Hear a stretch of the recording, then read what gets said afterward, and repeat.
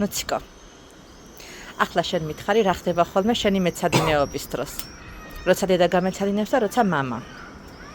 მამა როცა მომეცადინებს, მეც დედა როცა მომეცადინებს, მეორე კლასში გადაწყარე მეორე და 10-ის ფარგლებში თითებზე ითვლი. რა მნიშვნელობა აქვს იცი დავითვლი? და მამა რას გეუბნება?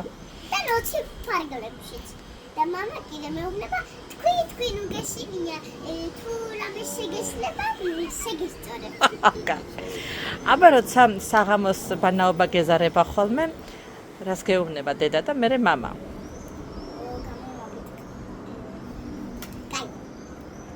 მეუბნება, დედა მეუბნება, წამოდი ლავანაში, აგირკილა მეუცხალი.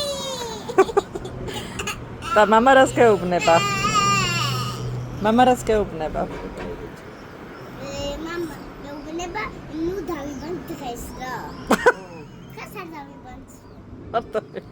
მე ბიჯერები მე.